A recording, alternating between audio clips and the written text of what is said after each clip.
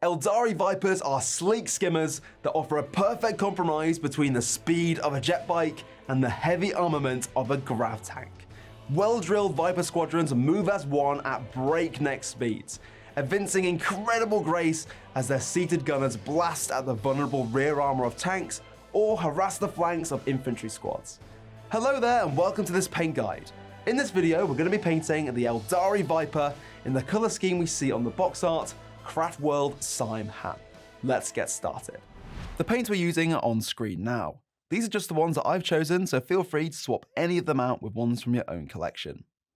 And same again here with all the brushes and extra equipment. Before we get started, it's worth noting that I've broken the Vyper up into sub-assemblies. Don't let your eyes deceive you, this isn't fully glued together yet. So here we have the two main hull pieces, the turret, and crucially, the crystal cockpit is still on the frame as well. Now, you don't have to do any of this if you don't want to, but I find that it makes the painting process much easier. For the undercoat, I've gone with Chaos Black Spray.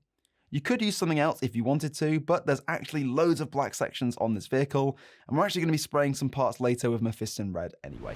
With that out of the way, let's get started with our first stage. First up, we're base coating the entire Vyper using Abaddon Black. This may seem kind of pointless considering the spray has already made it black, but trust us, it's worth it. We'll be applying lots of highlights to the black later, and if we ever need to correct any mistakes, it's important that the finish of the black matches the paint from the pot. Plus, because it's already black, this will only take a single coat. And when I say base coat the entire Vyper, I do mean all of it, including the cockpit frame as well. This can be a little tricky, but what's really nice is that we actually have two spare pieces to practice on if we need to. With that done, we can move on. For all the areas that we want to be black on the finished model, let's give them a dry brush using Dark Reaper.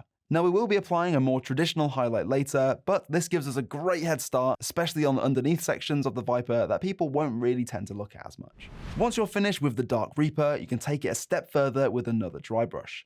Use Thunderhawk Blue just on the very sharpest edges and raised areas. On the box art, we can see that the Vyper has these really cool chevrons on the front. It's just two simple adjacent black lines of different sizes. And this is actually why we've painted this typically red section black up until this point, because now we're going to mark them out with some masking tape and paint red over the top in the next stage. Whether you're using scissors here or a sharp knife, be sure to be as careful as you can. If you're under 18, it might be worth asking an adult to help you.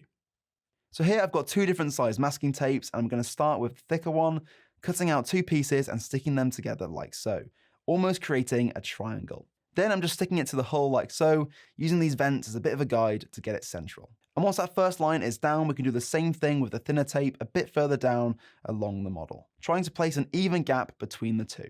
So when you're finished, you should have something that looks like this. Now we can move on to the next stage. So with that all done, I've gone ahead and sprayed both the top hull piece and the bottom one using Mephiston Red spray. This gives us a great foundation for painting over it with Mephiston Red from the pot. I'm not taking the masking tape off just yet. First, I'm going to base coat all the red areas with Mephiston Red from the pot. And while we're at it, we can also base coat the areas that we didn't spray, like some of these parts here on the underside of the model, like on the engines. We'll also be painting the canopy red as well, so be as careful as you can on this area. Take your time and it will look great. And when you are painting around the masking tape, be as careful as you can not to get any paint underneath it. And there we are, once you've got a solid red base coat, now it's time to remove the masking tape and neaten up your chevrons. You can go back to Mephiston Red or Abaddon Black to get a neat line. Looks awesome. Now we can get back to base coating. So for all the silver areas like the thrusters, use several thin layers of Leadbelcher, quick and easy. To base coat the crew's helmets, lenses, screens, and also eyes, use Corax White. We can also use this to freehand some extra markings on the bright lance. This area is a little too small for tape, so just go back and forth between Corax White and Abaddon Black until you're happy with the lines. For the pilot and gunner's jackets, use Dryad Bark. Just be careful around those other areas that we've already painted. With that done, there's just one base coat left before we can move on to shading. For perhaps the tiniest detail on the model, base coat these small areas on the crew using Retributor Armour. For our first shade, we're using Agrax Earthshade, and we're starting firstly with the recess shade on all the red and silver areas. This will take some time, but it will look nice and neat once you're done. And when you are done, we're also looking to shade all over the Dryad Bark and Retributor Armour sections using Agrax Earthshade. And finally, to conclude our shading, apply a recess shade of Nuln Oil to the few recesses on the crew's helmets. And with that finished, our Vyper is now fully base coated and shaded. If you're happy with it at this stage, you can fully assemble it, base it, and send it off to the battlefield. But if you want to take it up a notch, stick around for some highlights. So to kick off the highlights, let's start with all the red sections using Wild Rider Red. Take your time and work your way across the whole model until you're happy. And if you want to take the red highlights up a notch, you can add a second highlight using Fire Dragon Bright. So we're applying this on the raised areas and also a dot highlight to all of the edges as well. To highlight all the black areas, we can use Dark Reaper. I'm leaving the underside of the hull in just that dry brush we did earlier because you can't really see it anyway. And to take that highlight up a notch as well, we can go in with Thunderhawk Blue afterwards. For the crew's clothing, I'm using Baneblade Brown, nice and simple. And before we move on to our last highlight, now is a great time to tint all the lenses, screens, and eyes using Aethermatic Blue.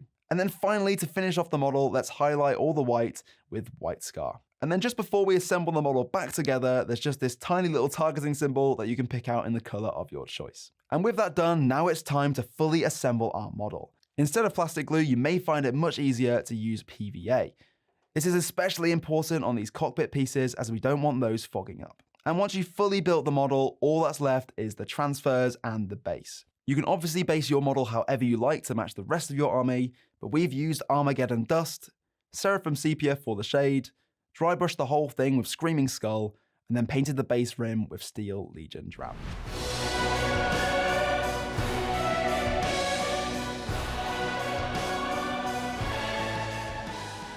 And blammo, this Aeldari Vyper of Craft World Simhan is finished and is now ready to speed onto the battlefield, blast at the vulnerable rear armor of tanks, or harass flanks of infantry squads.